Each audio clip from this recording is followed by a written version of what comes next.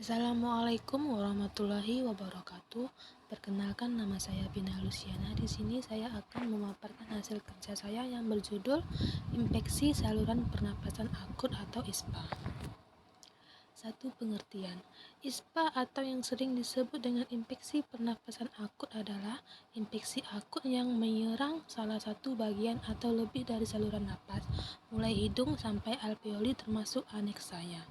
ISPA dapat ditularkan melalui air ludah, darah, bersih maupun udara. Pernapasan yang mengandung kuman yang terhirup oleh orang sehat. ISPA dapat menyebar ke seluruh sistem pernapasan tubuh. Tubuh tidak bisa mendapatkan cukup oksigen karena infeksi yang terjadi, dan kondisi ini bisa berakibat fatal, bahkan mungkin mematikan. 2. Faktor penyebab. Bakteri penyebab ISPA antara lain dari genus. Yang pertama Streptococcus, yang kedua Staphylococcus, Pneumococcus, Haemophilus, Bordetella, dan Corynebacterium. Virus penyebabnya antara lain golongan Myxovirus, Adenovirus, Coronavirus, Pocornavirus, Mycoplasma, herpes virus. 3. Klasifikasi.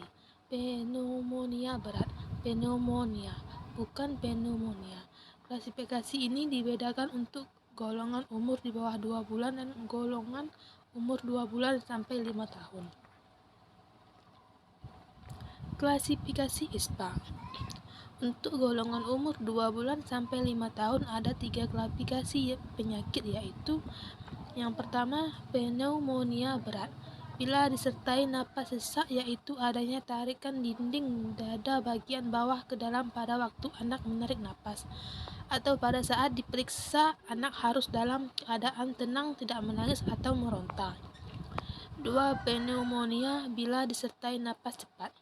Batas napas cepat ialah untuk usia 2-12 bulan adalah 50 kali per menit atau lebih, dan untuk usia 1-14 tahun adalah 40 kali per menit atau lebih. Bukan pneumonia.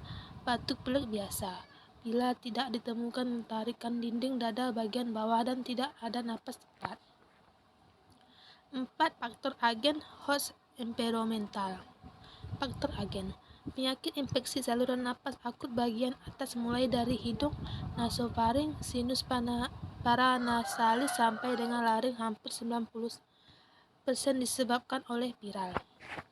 Sedangkan infeksi akut saluran napas bagian bawah hampir 50% diakibatkan oleh bakteri Streptococcus. Pneumonia adalah yang bertanggung jawab untuk kurang lebih 70-90%. Sedangkan Staphylococcus aureus dan H. influenza sekitar 10-20%. Saat ini telah diketahui bahwa infeksi saluran pernapasan akut ini melibatkan lebih dari 300 tipe antigen dari bakteri maupun virus tersebut. WHO 1995. Faktor host. Usia, jenis kelamin, status gizi, status imunisasi, pemberian suplemen vitamin A, pemberian air susu ibu atau ASI. Faktor improvement. Rumah, kepadatan hunian, status sosioekonomi, kebiasaan merokok, polusi udara. Patogenesis. Pencegahan sekunder. Diagnosa awal dapat dilakukan dengan pemeriksaan gejala yang muncul seperti ada tidaknya batuk, pilek dengan atau tanpa demam, kecepatan pernapasan, ada tidak napas menciut-ciut, bercak kemerahan, sesak, dan lain-lain. Pemeriksaan sederhana seperti denyut nadi pernapasan, suhu, dan kondisi fisik. Diagnosa ditegakkan dari gejala klinis dan pemeriksaan lanjutan. Postpatogenesis. Pencegahan tersier. 1. Pemberian oksigenasi bila mengalami sesak napas. 2. Penghisapan suktion. 3. Penderita sebaiknya dirawat di rumah sakit diperlukan untuk mencegah terjadinya shock yang dapat terjadi secara cepat. 4. Pemberian obat penurun panas jika disertai demam. 5. Pemberian nutrisi yang cukup. 6. Pemberian vitamin C, A, dan mineral zinc atau antioksidan jika kondisi tubuh menurun atau asupan makanan berkurang. 7. Berikan sirkulasi udara yang cukup. Pengobatan pneumonia berat, dirawat di rumah sakit, diberikan antibiotik parenteral, oksigen, dan sebagainya. Pneumonia, diberikan obat antibiotik cotrimoxazole peroral.